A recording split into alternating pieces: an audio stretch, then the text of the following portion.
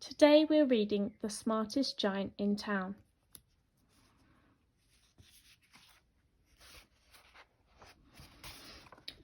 George was a giant, the scruffiest giant in town. He always wore the same pair of old brown sandals and the same old patched gown. "I wish I wasn't the scruffiest giant in town," he said sadly. But one day George noticed a new shop. It was full of smart clothes. So he bought a smart shirt, a smart pair of trousers, a smart belt, a smart stripy tie, some smart socks with diamonds up the sides, and a pair of smart shiny shoes. "Now I'm the smartest giant in town," he said proudly. George left his old clothes behind in the shop. He was about to go home when he heard a sound. On the pavement stood a giraffe who was sniffling sadly. "What's the matter?" asked George. "It's my neck," said the giraffe. "It's so very long and so very cold. I wish I had a long warm scarf." "Cheer up," said George, and he took off his stripy tie. "It didn't match my socks anyway," he said, as he wound it round and round the giraffe's neck. "It's made a wonderful scarf." "Thank you," said the giraffe. As George strode towards home, he sang to himself, "My tie is a scarf for a cold giraffe, but look at me up and down. I'm the smartest giant in town." George came to a river. On a boat stood a goat who was bleating loudly. "What's the matter?" asked George.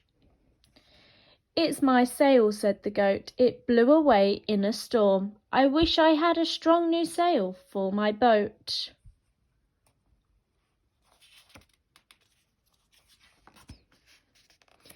"Cheer up," said George, and he took off his new white shirt. "It kept coming untucked anyway," he said as he tied it to the mast of the goat's boat. It made a magnificent sail. "Thank you," said the goat. George strode on, singing to himself, "My tie is a scarf for a cold giraffe. My shirt's on a boat as a sail for a goat. But look me up and down. I'm the smartest giant in town." George came to a tiny ruined house. Beside the house stood a white mouse with lots of baby mice. They were all squeaking. "What's the matter?" asked George. "It's our house," squeaked the mother mouse. "It burnt down and now we have nowhere to live. I wish we had a nice new house."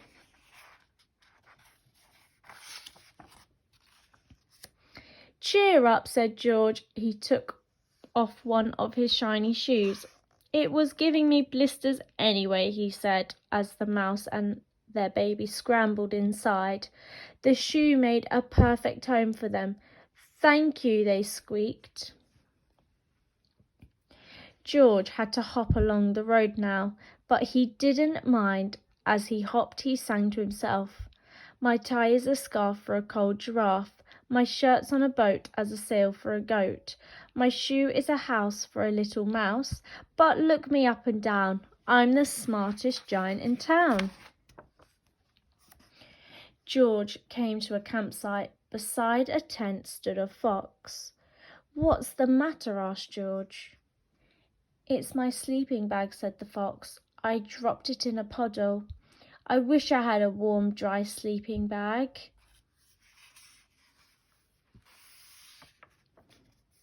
"Cheer up," said George. He took off one of his socks with diamonds up the side.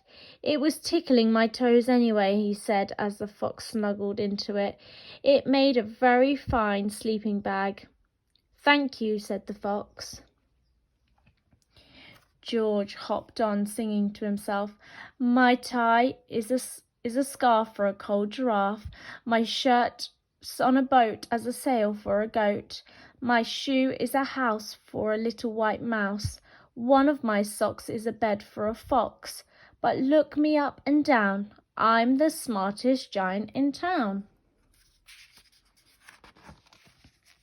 George came to a big squishy bog. Beside the bog stood a dog who was howling. What's the matter? Asked George. It's this bog, said the dog.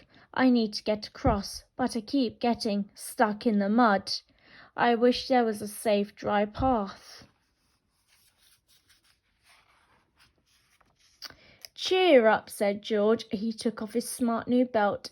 It was squishing my tummy anyway, he said as he laid it down over the bog. It made an excellent path. Thank you, said the dog.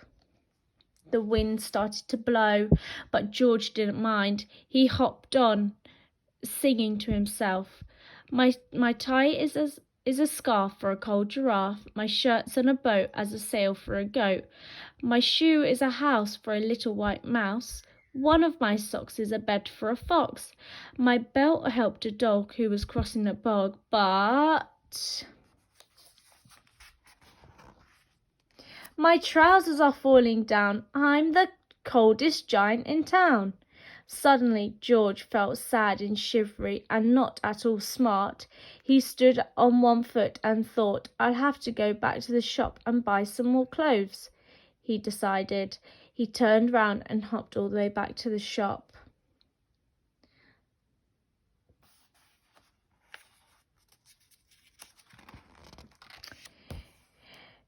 But when he got there, it was closed. Oh no, cried George. He sank down onto the doorstep and a tear ran down his nose.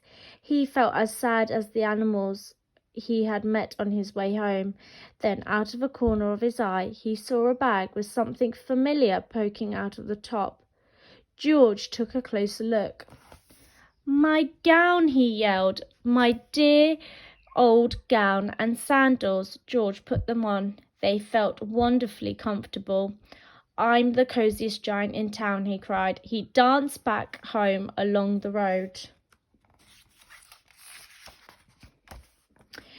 Outside his front door stood all the animals he had helped. They were carrying an enormous present. Come on, George, they said. Open it. George untied the ribbon. Inside was a beautiful gold paper crown and a card. Look inside the card, George, said the animals. George put the crown on his head and opened the card. Inside it said, your tie is a scarf for a cold giraffe. Your shirt's on a boat as a sail for a goat. Your shoe is a house for a little white mouse. One of your socks is a bed for a fox. Your belt helped a dog who was crossing a bog. So here is a very fine crown to go with the sandals and the gown of the kindest giant in town. That's the story of the smartest giant in town. I hope you enjoyed it.